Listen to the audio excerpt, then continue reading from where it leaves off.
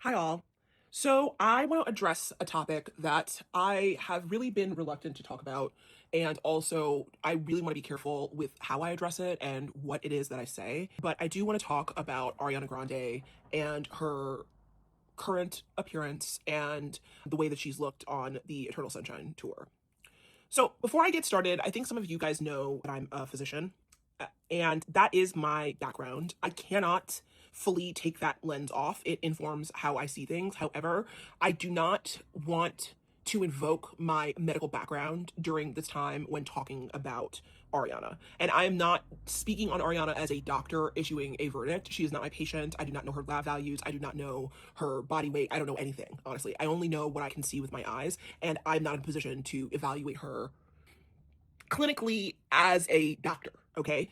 But as a person who has medical knowledge, I have eyes, and I am going to comment on what I see because I care about her.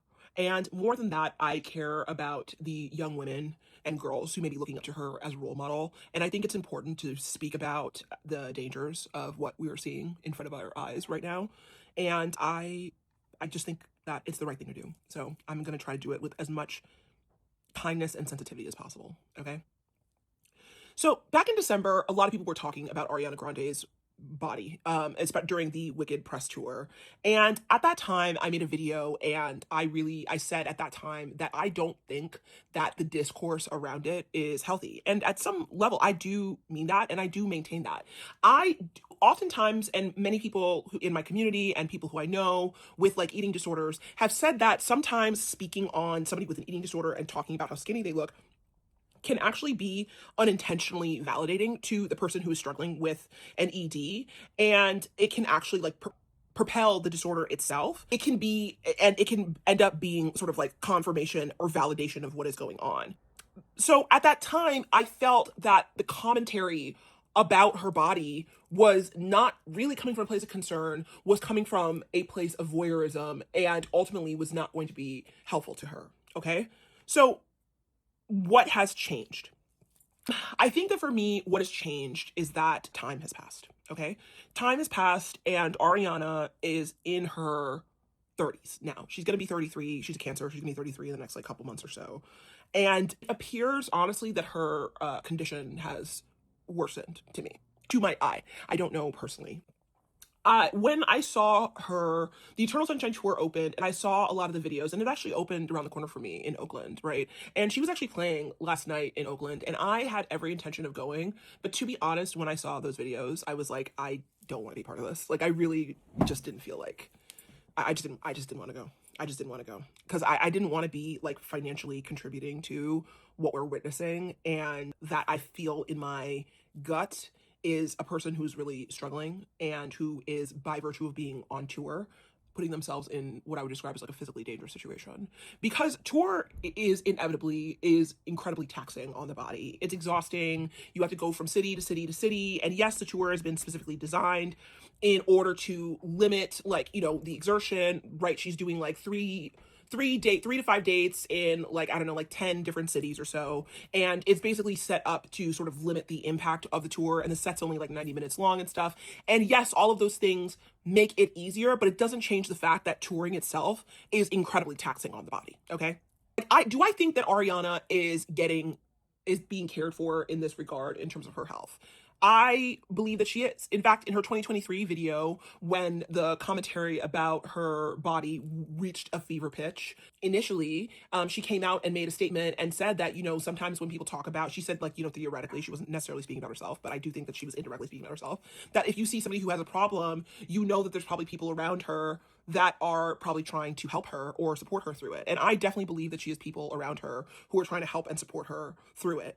And I think that that is a good thing, but it doesn't change the fact that what we're witnessing is incredibly concerning. Okay?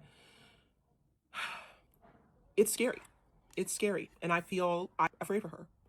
One of my mutuals made a very astutely constructed video where they drew a parallel to Karen Carpenter.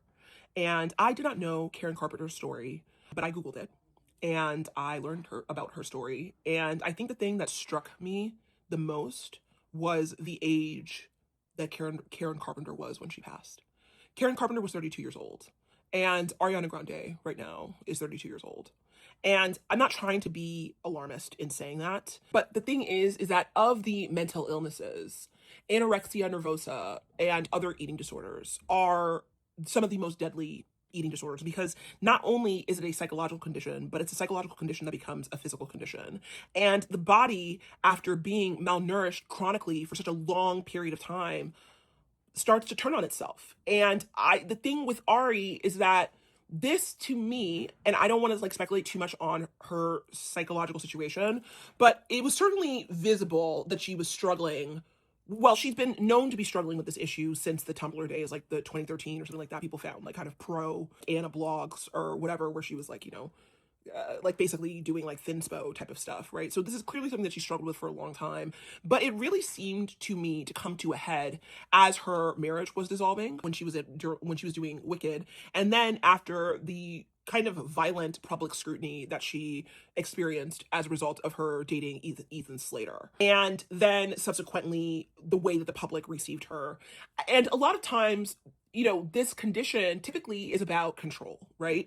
And I think that when aspects of your life or the way that the public is viewing you is out of your control, when you have a tool to exert control over a certain aspect of your life, that really can feel like a space of relief. And I truly believe that that is what happened, or that's what we're seeing here. And I think that, especially now it's come out that her and Ethan Slater are broken up, I wonder if that's why her appearance is the way that it is right now. Because, there was a moment after the Wicked press tour where it actually seemed like she was getting a little bit better. But it seems, once again, that things are worse.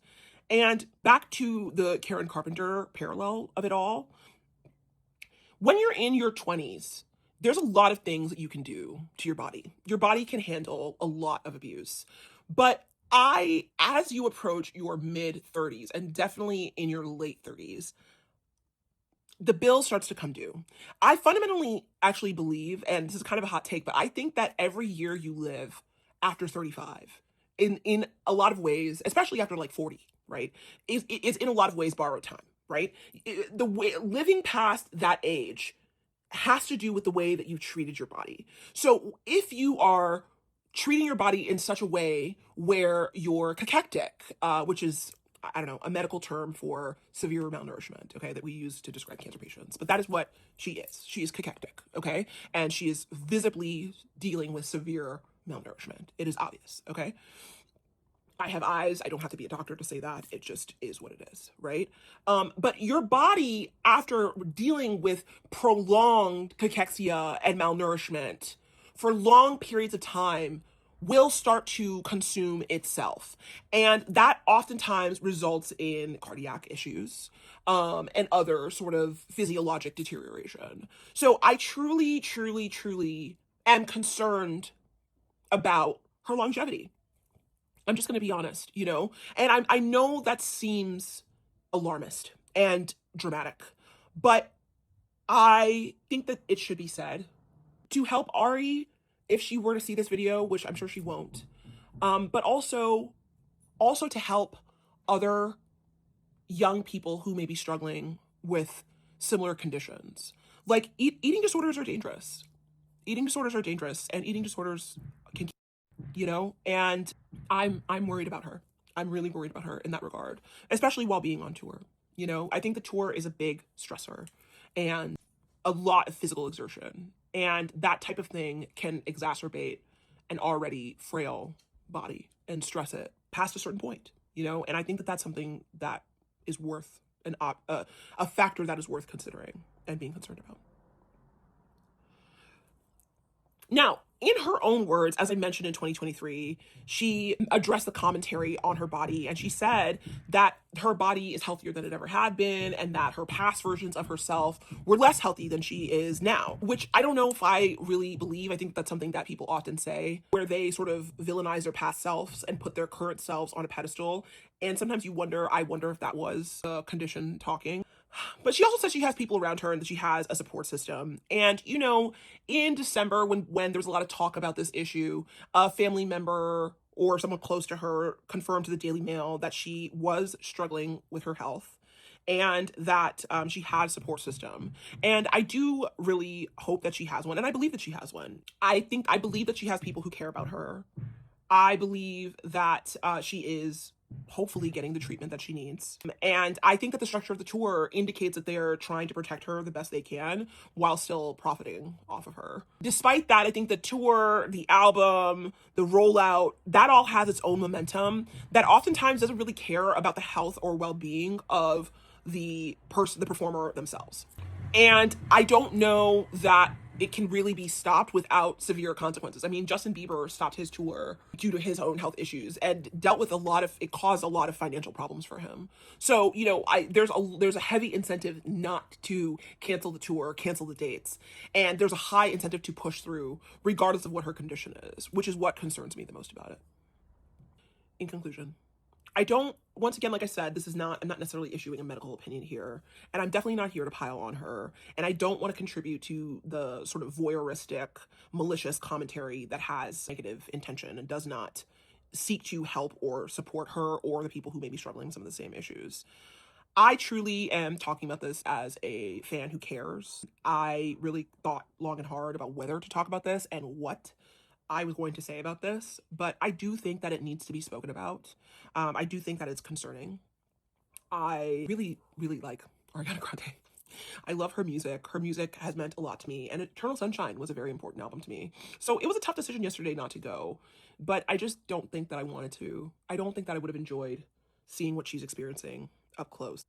And I think that it is irresponsible as a fan to see what's going on and to pretend that what is happening isn't happening. If Ariana sees this, I just want her to know that we love her or I love her, and that I care deeply for her and her well-being. I think on this channel, I'm fundamentally dedicated to seeing these celebrities as human beings. And I honor her struggle and I want to honor her privacy, and I can only send prayers and well wishes her way. And I hope that she continues along the path of healing. And I hope that she is able to, while on this physically grueling tour, prioritize her health and well being. And that's what I have. Anyway, lots of love to Ariana Grande. The gray area is where the truth lives. Come with me next time and I'll meet you there.